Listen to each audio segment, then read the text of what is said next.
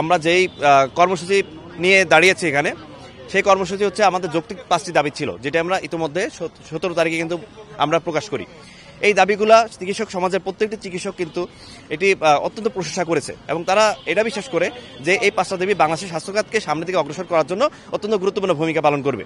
তারপরও সংশ্লিষ্ট কর্তৃপক্ষ কেন জানি এই দাবি 5টা বাস্তবায়নের জন্য কোনো তৎপরতা দেখাচ্ছে না।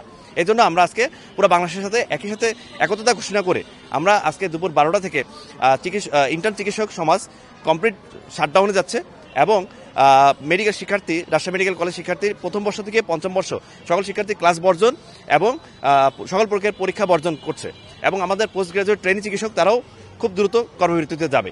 আমাদের দাবি 5টা হচ্ছে অত্যন্ত যৌক্তিক, আপনারা শুনলে বুঝতে পারবেন।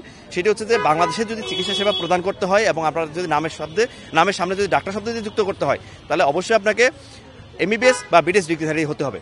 নাম্বার 2, ওটিসি ড্রাগ লিস্ট পরিবর্তন করতে হবে। নাম্বার 3, বাংলাদেশে দেখানো হচ্ছে যে 18 কোটি মানুষের জন্য পর্যাপ্ত ডাক্তার নেই, কিন্তু আমি মনে করি বাংলাদেশে পর্যাপ্ত পরিমাণ ডাক্তার আছে। প্রতি বছর 10,000 ডাক্তার বের হচ্ছে, কিন্তু সরকারি নিয়োগের ক্ষেত্রে মাত্র প্রতি বছর 100 থেকে 200 জন বিশেষ স্বাস্থ্য খাতে নিয়োগ করা হচ্ছে।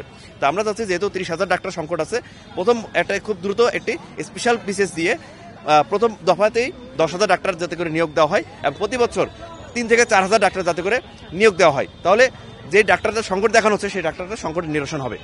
এবং অন্যতম দুঃখের বিষয় হচ্ছে যে বাংলাদেশে বর্তমানে বৈষম্য নেই বলা হচ্ছে, কিন্তু আমি দেখতে পাচ্ছি যে বৈষম্যটা সর্বপ্রথম ডাক্তারদের সাথে করা হচ্ছে। সব ক্ষেত্রে বিশেষের বয়সসীমা কিন্তু 2 বছর বাড়ানো হলেও ডাক্তারদের ক্ষেত্রে কিন্তু বয়সসীমা বাড়ানো হয় নাই। ডাক্তারের বয়সসীমা এখনও 32, আগেও ছিল 32, এখনও 32। তো আমি যাচ্ছি, আমরা সবাই যাচ্ছি যে ডাক্তারদের বিশেষের পরীক্ষা দেওয়ার বয়সসীমা আগে 32 ছিল, সেটা 2 বছর বাড়িয়ে যাতে করে 34 করা হয়। 4 নম্বর যে দাবি, যে বাংলাদেশে ব্যাঙের ছাতার মতো বিভিন্ন জায়গায় ম্যাথস প্রতিষ্ঠান গড়ে উঠতেছে, মেডিকেল অ্যাসিস্ট্যান্ট ট্রেনিং স্কুল, আমাদের অ্যাসিস্ট্যান্ট ডাক্তারদের অ্যাসিস্ট্যান্ট ডাক্তার তাদের হেল্প আর চাচ্ছে না।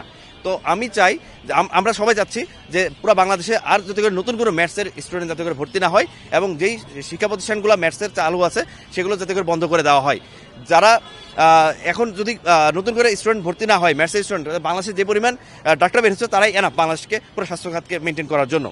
4 নম্বর দাবি এটা। 5 নম্বর দাবি হচ্ছে বাংলাদেশের হেলথ সেক্টরে কর্মক্ষেত্রে ডাক্তারদের কোনো সুরক্ষা নেই, বাংলাদেশের ডাক্তারদের কর্মক্ষেত্রে যাতে করে একটা সুরক্ষা থাকে। এই 5টা দাবি নিয়ে আমরা এখানে কর্মসূচি দিচ্ছি।